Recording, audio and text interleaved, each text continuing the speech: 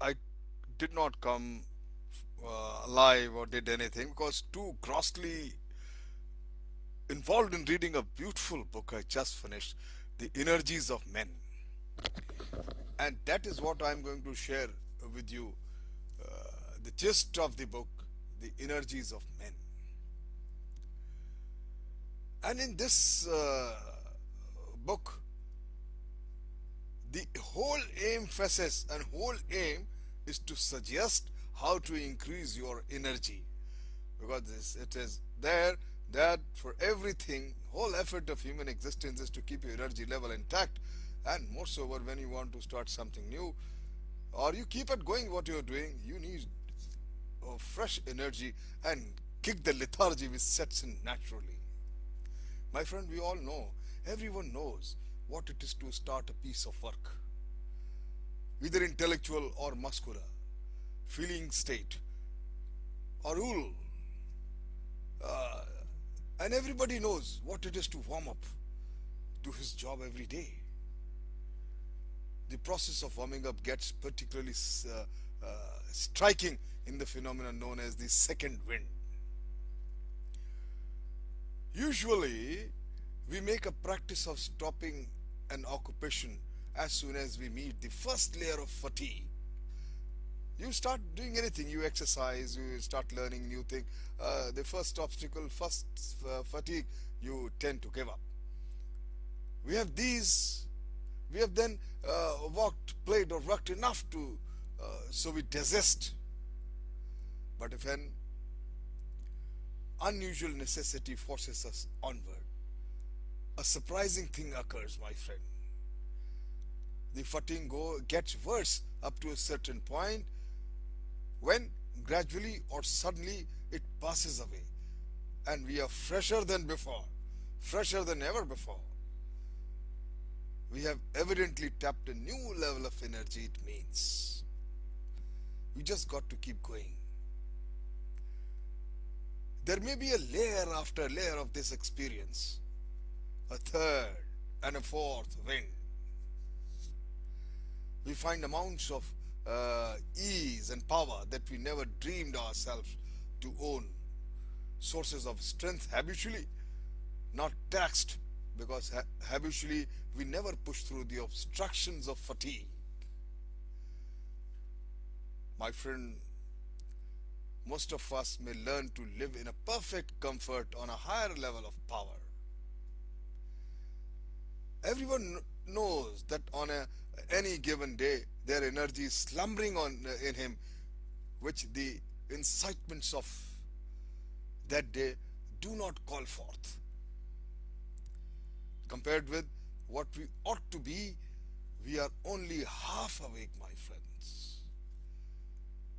Our fires and are damped. Our drafts are checked. We are making use of only a smart part of possible mental and physical resources, that is certain.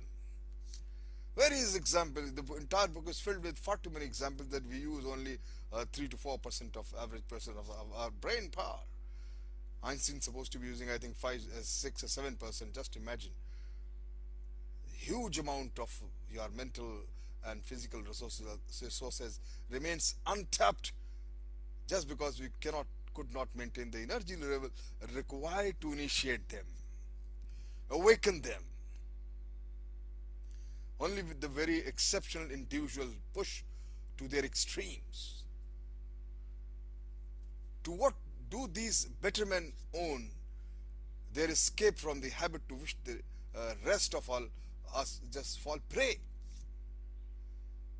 The habit of inferiority to our full self is the main reason. The answer is plain. Either some unusual stimulus fills them with emotional excitement, or some unusual idea introduces them of necessity to make an extra effort of will.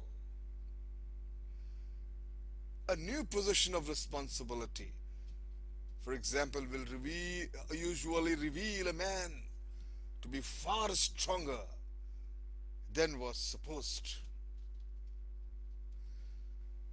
Far too many people, successful people's career, I can quote their names, are stock examples of how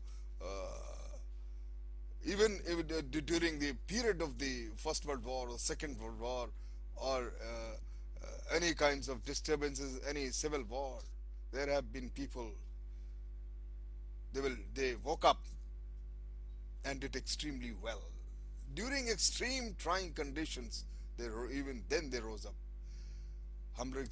Their humbler examples show perhaps still better what effects duty's appeal may produce in chosen individuals.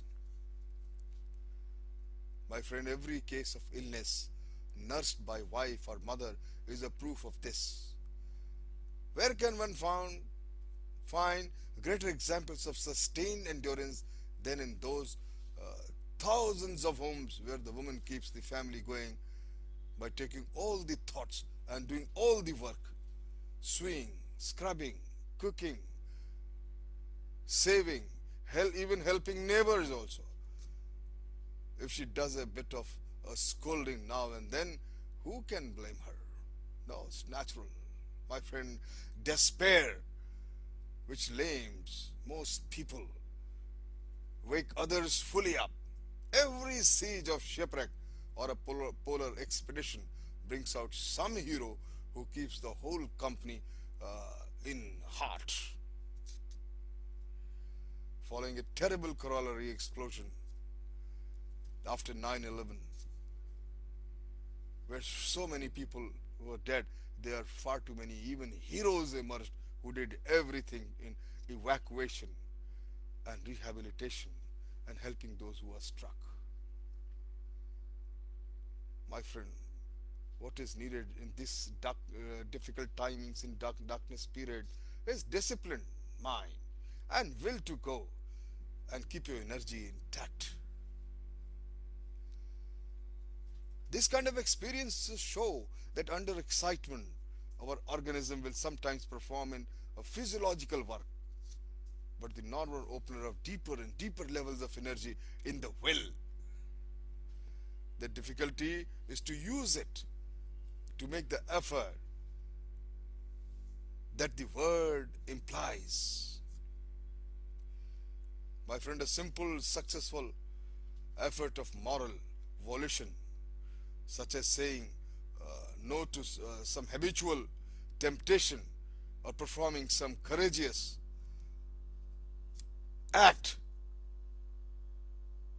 will launch a man on a higher level of energy for weeks, will give him a new range of power. My friend, the best practical knowers of the human soul have invented disciplines to keep the deeper levels constantly in reach. The book suggests beautifully that our energy budget is like our nutritive budget.